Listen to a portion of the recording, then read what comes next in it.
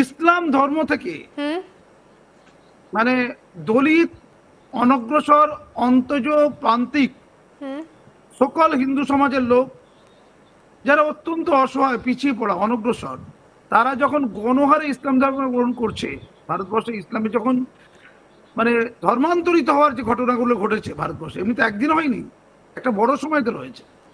কেউ কেউ দাবি করছে জোর করে, কেউ কেউ দাবি করছে ধমক দিয়ে, চমক দিয়ে, সুলতানি মুঘল আমলে। আমি ওই দাবি তর্ক বিতর্কে যাচ্ছি না।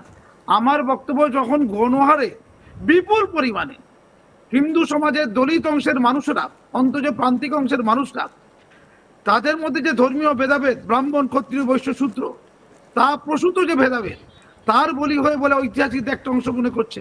কেউ কেউ এখন আলোচনা করছে দেখি জোর করে, ভয় দেখিয়ে, তরোয়াল দিয়ে, ইত্যাদি দিয়ে ভয় দেখিয়ে। আমি ওই জায়গায় যাচ্ছি না। ওটা যদি হয়ে থাকে তার ঐতিহাসিক ঘটনা বলে আমি বলতে পারবো না। কিন্তু একটা অংশের লোক চলে যাচ্ছিল, স্বতঃস্ফূর্তভাবে চলে যাচ্ছিল, একটা অংশের নিশ্চয়ই যাচ্ছিল। যখন গণহারে চলে যাচ্ছিল তখন তাকে রোধ করেছিল কে জানেন? শুনিনি, একটা ভক্তিবাদ রোধ করেছিল। শ্রী চৈতন্যের নেতৃত্বে যে বৈষ্ণব ধর্ম, সেই বৈষ্ণব ধর্ম প্রসূত ভক্তিবাদ।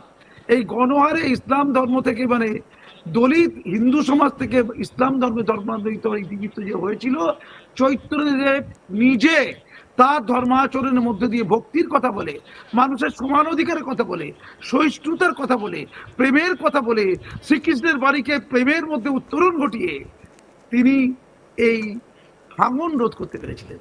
তারপরে পরবর্তীকালে যখন ব্রিটিশরা ভারতে এলো, ব্রিটিশদের বিভিন্ন প্রলোভনে বা ব্রিটিশদের কালচার, খ্রিস্টান ধর্ম, বাইবেলকে পছন্দ করে গণহারে যখন খ্রিস্টান হচ্ছিল, পয়সার লোভে কি হোক, দলিত, পিছিয়ে পড়া, অন্তজ, প্রান্তিকদেরকে ধর্মান্তরিত করার ষড়যন্ত্র করে হোক, যেভাবেই হোক হচ্ছিল।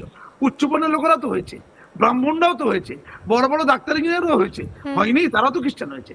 দলিত অংশের লোক যেমন হয়েছে, উচ্চ বর্ণের, উচ্চ কোটির লোক, উচ্চ কিন্তু এইখানে গিয়েও কিন্তু মাসুম সাহেব অনেকগুলো কিন্তু ভাগ আগামী দিনে আমরা বাংলাকে দেখতে চলেছি, বা বাংলায় যদি সেই মডেল চলে তাহলে সেটা কতটা ফলপ্রসূ হবে, বা এই আইন যদি বাংলাতেও যদি নিয়ে আসা হয় তাহলে তার কি প্রতিবাদ হতে পারে? আমি সর্বপ্রথম বলবো, দেখেন উত্তরপ্রদেশে বা ভারতবর্ষে বা বিভিন্ন রাজ্যে কি আইন হচ্ছে, তার থেকে ১৫০০ বছর আগে কোরআন শরীফে মুসলমানরা যে ধর্মগ্রন্থ মেনে চলে, ১৫০০ বছর আগে মুহাম্মদ সাল্লাল্লাহু আলাইহি ওয়াসাল্লাম তারপরে কোরআন অবতীর্ণ হয়েছিল। সেই কোরআনে বলা হয়েছে লা ইকরাহা ফিদ্দীন, ধর্মের ব্যাপারে কোনো জবরদস্তি, কোনো বাড়াবাড়ি এটা চলবে না। তো ধর্মান্তরণ আইন যেটা বারবার করে উত্তরপ্রদেশের আইন আপনি উল্লেখ করছেন, জোর করে, লোভ দেখিয়ে, প্রলোভন দেখিয়ে, টাকার ভয় দেখিয়ে, বিয়ের প্রস্তাব দিয়ে কোনোটাতেই ধর্মান্তরণ বা ইসলাম ধর্ম গ্রহণ করাটাকে ইসলাম ধর্মই সমর্থন করে না। ইসলাম ধর্ম কোন মানুষ যদি স্বেচ্ছায় ইসলাম ধর্মের প্রতি আকৃষ্ট হয়ে সে যদি গ্রহণ করতে চায় তাহলে সেটা তার স্বাধীনতা আছে। আমার মনে হয় এই স্বাধীনতা সব দেশে, সব সমাজে, সব সভ্য সমাজে থাকা উচিত। কিন্তু কোনোভাবেই প্রলোভন, লোভ দেখিয়ে এভাবে ধর্মান্তর করার ইসলামকেই সাপোর্ট করে না। তো আজকে যদি রাজ্য সরকার ধরুন আইন তৈরি করতে চায় করুক, কিন্তু এই আইন আমাদের ভারতবর্ষের যে আইন আছে, সংবিধান আছে, তাতেও উল্লেখ আছে। কোথাও তো আপনি জবরদস্তি কাউকে ধর্মান্তর করতে পারেন না। এবার যদি কেউ করে, কেউ যদি প্রলোভন দেখিয়ে, কেউ যদি টাকার লোভ দেখিয়ে ধর্মান্তর করেন, তার জন্য সরকার ব্যবস্থা নিতে পারে, তার জন্য পুলিশ প্রশাসন ব্যবস্থা নিতে পারে। আমার মনে হয় নতুন করে একটা আইন তৈরি করে, নতুন করে একটা কোনো বার্তা সমাজে দেওয়ার চেষ্টা করার কোনো প্রয়োজন নেই। একেবারে আমি একদম এই জায়গা থেকে কাজী মাসুম আক্তারের কাছে যাব। মাসুম সাহেব, আপনি কিন্তু বিভিন্ন সময় বিভিন্ন ঘটনায় আমরা দেখতে পেয়েছি, হয়তো মুসলিমদের এমন কোনো নিয়ম, এমন কোনো হয়তো জীবনযাপন পদ্ধতি যেগুলো হয়তো কোথাও একটা গিয়ে সমাজকে সমস্যার মধ্যে ফেলছে, তা নিয়ে বিভিন্ন সময় আপনি প্রতিবাদ করেছেন। একসময় আপনি বন্দে মাতারাম গান নিয়ে একসময় তিনি লড়াই করেছেন যাতে স্কুলে গাওয়া হয়। এবং আমরা কিন্তু বিভিন্ন সময় এমন ঘটনাও দেখেছি যে জোর করে ধর্মান্তর করা হচ্ছে বা মতের বিরুদ্ধে থেকে অনেক কম বয়সে বিয়ে দিয়ে দেওয়া হচ্ছে, হয়তো ধর্মান্তরিত করার মতো এরকম ঘটনা ঘটছে। তাহলে সেক্ষেত্রে এই আইনটা তো রাজ্যের জন্য কি ভালো বার্তা নয়? আপনার কি মতামত?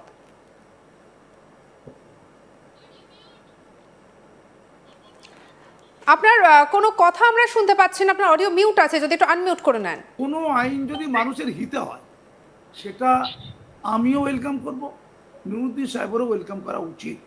আমাদের মুসলমান সমাজে গোলামি অন্ধত্বের বিরুদ্ধে লড়াই করতে গিয়ে আমি কাজী মাসুম আক্তার রক্তাক্ত হয়েছি। নুরুদ্দিন সাহেব সেটা জানেন। রামমোহন বিদ্যাসাগর হিন্দু সমাজের গোলামি অন্ধত্ব দূর করতে না পারলে আজকে শ্রেয়সীকে হয়তো জীবন্ত চিতায় জ্বালিয়ে দেওয়া হতো মৃত্যুর পর, মানে স্বামীর অবর্তমানে। আমি খারাপ কথাটা বলছি। এটা শ্রেয়সীকে বাঁচিয়েছে কে? রাজা রামমোহন রায়। আমি বা নুরুদ্দিন সাহেব মুসলমান সমাজকে বাঁচাবো। ইউনিফর্ম সিভিল কোডে যখন প্রসঙ্গ উঠছে, কেন নারীরা লাঞ্ছনার ভোগী হবে, এই আওয়াজ তো আমরাই করব। আমি আমি আমি আমি এই জায়গা থেকে একটুখানি ইউসিসি নিয়ে কি বলেছেন মুখ্যমন্ত্রী বক্তব্যটা আমি একটু নেব, তারপর আমি আসছি আপনার কাছে। সীমান্তে জমি দিয়ে দিয়েছি, ওবিসির অবৈধ তালিকা বাতিল করে দিয়েছি, ইমাম মুয়াজ্জেম ভাতা বন্ধ করেছি, গোমাতার সম্মান রক্ষা করেছি। মহরম হয়েছে কিন্তু তরোয়াল বের করতে দিইনি। কিছুদিনের মধ্যে ইউসিসি আসবে। এক দেশ এক প্রধান, এক রাজ্য এক মুখ্যমন্ত্রী এক আইন, UCC, we all are equal. একদম এই যে বক্তব্যটা আমি শোনালাম, নুরুদ্দিন বাবু আমি আপনার কাছে প্রথমে যাব, তারপর আমি আসছি কাজী মাসুম আক্তারের কাছে। আপনি এই বক্তব্যটাকে কিভাবে ব্যাখ্যা করবেন? প্রথম কথা হচ্ছে, দেখেন, এগুলো সব বিরোধিতা। আমার যা মনে হয়, ইউনিফর্ম সিভিল কোডের প্রশ্নটা আমাদের ভারতবর্ষের সংবিধানে অপশন দেওয়া রয়েছে, কিন্তু সেই সিভিল কোড নিয়ে আসার জন্য যে প্রসেস, যে পদ্ধতি, সে ব্যাপারে আমাদের জাতীয় নেতৃত্ব বারবার ব্যর্থ হয়েছে। জোর করে যদি আপনি ইউনিফর্ম সিভিল কোড নিয়ে আসতে চান, আমরা বিভিন্ন রাজ্যে যারা লক্ষ্য করছি, সেখানে দেখেন ইউনিফর্ম সিভিল কোড নিয়ে আসা হচ্ছে, অথচ বলা হচ্ছে যে মূল নিবাসীদেরকে, আদিবাসীদেরকে তার থেকে ছাড় দেওয়া হবে। আপনার গোহত্যা আইনে সেখানে নাগাল্যান্ড, হচ্ছে মিজোরাম, এদেরকে ছাড় দেওয়া হবে। তাহলে ইউনিফর্মটা হচ্ছে কোথায়? আদৌ আপনি ইউনিফর্ম করতে পারছেন না। ইউনিফর্ম সিভিল কোড আনার নামে যেটা করা হচ্ছে সেটা হচ্ছে প্রান্তিক মুসলিম সমাজের উপরে অ্যাটাক করে। আমাদের মাননীয় মুখ্যমন্ত্রী সাহেব যে কথাগুলো বললেন, সে সবটাই মুসলিমদের অ্যাটাক করে কথা বলা হচ্ছে। এবং সবচেয়ে ভয়ঙ্কর দিক হচ্ছে এটা যে বর্তমান আমাদের রাজ্যের যে রাজনৈতিক পরিস্থিতি, সেই পরিস্থিতিতে মুসলিম সমাজের প্রতিনিধিত্ব করার মতো, মুসলিম সমাজের কথা বলার মতো, সরকারের সঙ্গে কথা বলার মতো কোনো মুখ কিন্তু আমাদের বিধানসভায় নেই। বিধানসভায় মুসলিম পশ্চিমবঙ্গে প্রায় 27%, 2011 সেন্সাস অনুযায়ী 27% মুসলমান আছে। বামফ্রন্টের সময় মুসলমানদের কিছু মন্ত্রী ছিলেন, প্রায় আমরা জানি, বেশ কিছু এমএলএ ছিল, প্রায় 21